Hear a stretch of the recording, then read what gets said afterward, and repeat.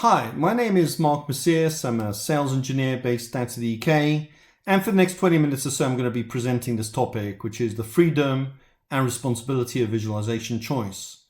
So, a brief agenda for what we're going to be covering today. I'm going to start off by giving an overview of analysis and reporting, describing the differences between these two different areas. Then I'll talk about what's available within IRIS to address analytics and reporting. And then we'll go into a demonstration of three products: IRIS BI, Power BI by Microsoft, and then InterSystems Reports. What you'll gain out of this is you'll have an understanding of the difference between analytics and reporting. We will have reviewed what's available within IRIS, and more importantly, you'll see the technology in action. So a few words on analytics and reporting. As Peter Drucker says, in order to manage something, you need to be able to measure it, and that's essentially what analytics and reporting does. But these are different areas, so it's important to understand analytics is all about looking for those golden nuggets of insight that will allow you to make changes to the business, whereas reporting is about relaying and conveying what's happened in the business, typically for management purposes. But as is always the case, the line between these two activities is very often blurred. So what does IRIS provide in these areas? In terms of analytics, we have an inbuilt capability known as IRIS BI or IRIS Business Intelligence. This is a product that used to be known as Deep Sea in previous incarnations of the data platform. So you might know it. And more recently, we've implemented a native adapter for a product called Power BI from Microsoft, a very dominant BI tool, and very, very popular with organizations that standardize on Microsoft BI products. And if you're one of those, then this will definitely be of interest to you. And the further point to make is that if you have any other tools such as Tableau or IBM Cognos or any other BI and reporting tool that uses JDBC and ADBC, you can use those tools in order to deliver on top of data within IRIS. So let's talk about demonstrations now. So I'm going to demonstrate these three products with a standard demo called Whole Foods. And Whole Foods is a fun company that sells products which have got holes in them. So things like bagels and donuts, different types of pasta and so on. This demo is available in our developer community. This is the link over here. And this presentation will be available to you at the end of this session. And Whole Foods is underpinned by a relational schema. So we have a sales transaction table, we have a product table that groups the products into categories, and these products are then sold in regions and countries and cities, and those are described by different tables. So what we're going to do is we're going to demonstrate these three products. IRIS BI is going to look at analytical use case, where as a manager of Whole Foods, I'm going to be looking at highly discounted products. I'm interested in finding out who sold those products, what they were, when and where. With Power BI, I'm going to do a similar thing. I'm going to show you analysis. Whereas with InterSystems Reports, I'm going to build a report from scratch that looks at grouping products into product categories, and then looking at sales over time periods with headers and footers and formatting of the report and so on. So let's dive into the demo now. So the first product we're going to look at is IRIS BI. This is a module of IRIS BI called the Analyzer.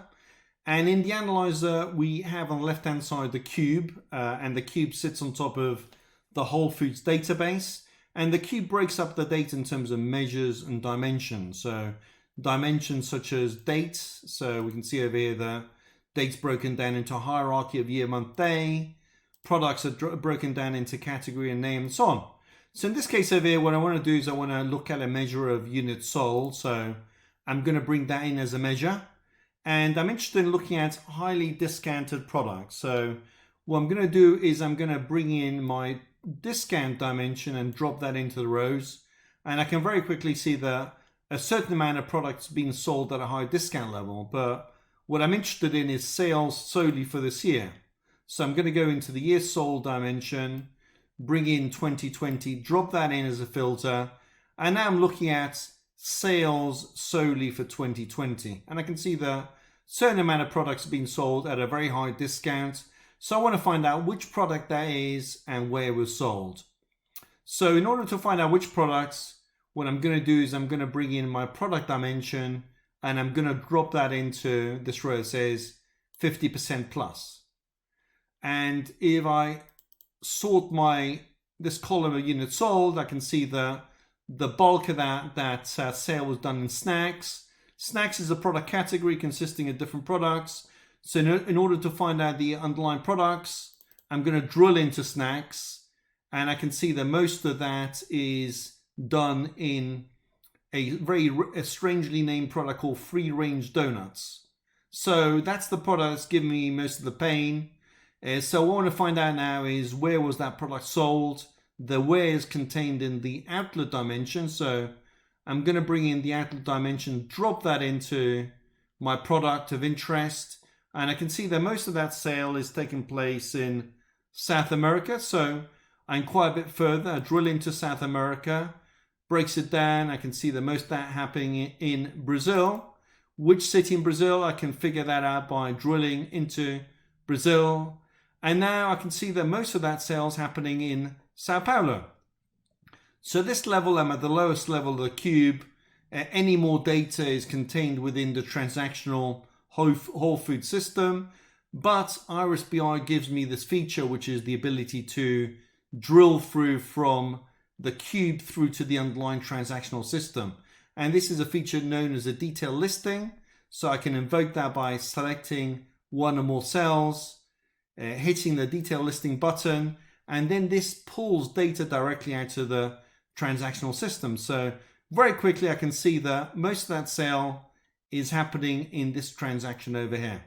So this is a sale was done on the 9th of July in Sao Paulo, and as a business manager I can then go in and try to rectify this issue. So the analyzer allows you to build pivot tables, but you can bring that those pivot tables up a level in terms of dashboards. And IRIS BI gives you a wide range of dashboarding capability. I'm going to show you now the samples that are provided as part of the product. And this is a range of different dashboards. And what I'm going to do is I'm going to show you a simple dashboard that looks at whole foods data and a couple of visualizations that are known as widgets that will show you sales by product category across different time periods. So at the top over here, I can see a table of product categories in different years and so on. And I can filter this data. So I can say, just show me the data relevant for Brazil. So that updates that display with Brazil's data. But as a designer of these dashboards, I have the ability to add in new widgets, and you'll see that IRIS BI gives you a very wide range of widgets. So you have different types of charts, such as area charts and XY charts and bubble charts and so on. Different types of meters, such as speedometers and fuel gauges and so on. There's even a map widget, which is based around the Google Map API. So if you have coordinate-based data, you can incorporate that into IRIS BI dashboard using this widget. And there's also another widget type called a portlet, which is where you can actually roll your own and build a widget. So that's IRIS BI with an analytical use case. Next thing I'm going to show you is Power BI from Microsoft. So you can see that this is looking at similar data in the same database. We're looking at over here at product categories. Okay, sales of product categories. And what we can see over here as well is that there's a very wide range of visualizations available as part of Power BI, and also the ability to bring in additional visualizations from the web as well. And what we've done over here is we've drilled in from snacks through to the underlying products. On the right hand side over here, you can see the schema, which is coming in from IRIS. And if I want to filter by region, I can pull the region name over here, drop that into a filter, and then I can see the different regions appearing, and I can update that display there with South American data, for example.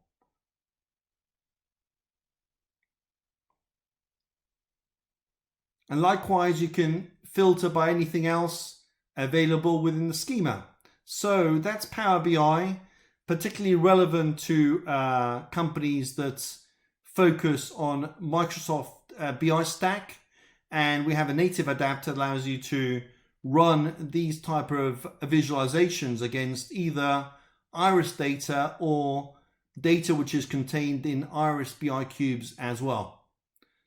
So now we're going to kind of change gears and we're going to look at reporting. So we're going to look at InterSystems Reports.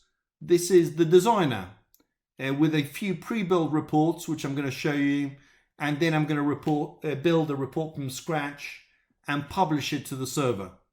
So this is the designer report. We can go in and drag and drop fields in from the schema, which ultimately is contained within IRIS.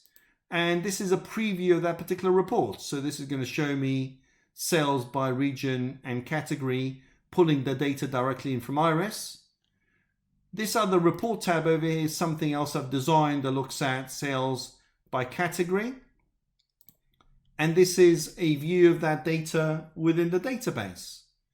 Okay, so I'm going to do now though is I'm going to build a report that looks at sales of products by product category and time period. So the way I'm going to do that is I'm going to go in and specify I want to build a new page report tab, which will then appear within this report.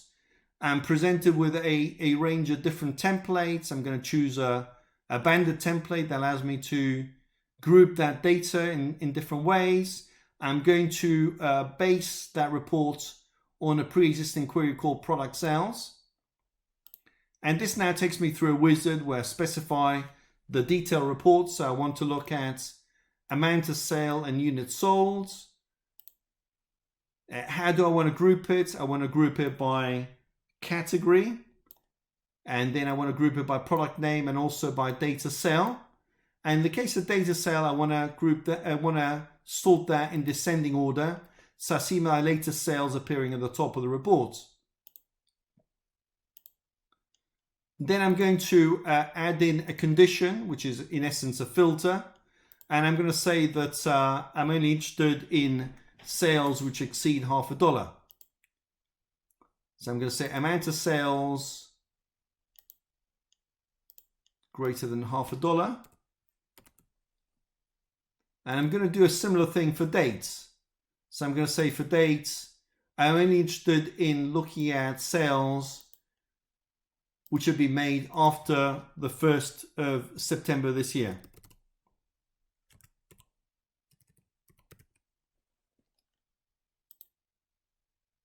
These are a variety of different styles which come out of the box, and the one I'm going to go for is core, because why would you go for anything else? And this gives me a very, very quick starter for 10, a design of the reports.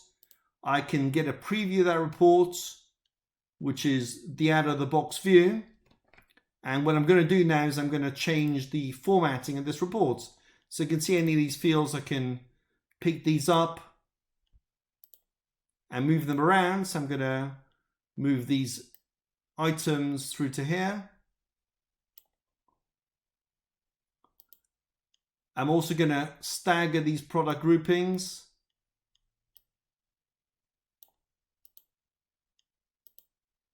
I'm going to change the size of this field over here. And then we're going to change the formatting of these items.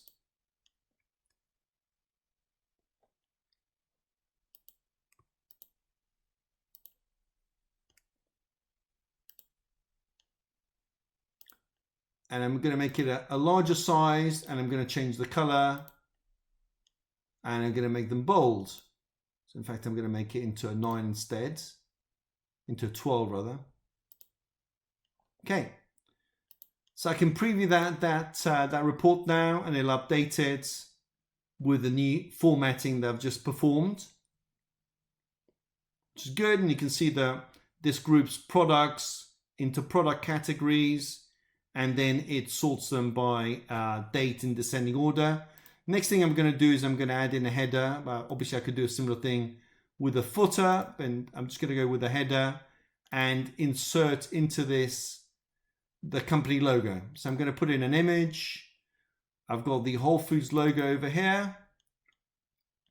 I'm going to move it around a little bit. Going to preview that report, and you can see that it's adding the logo in the header of the report. And it's in exactly a similar way I could add in footers and so on for this report.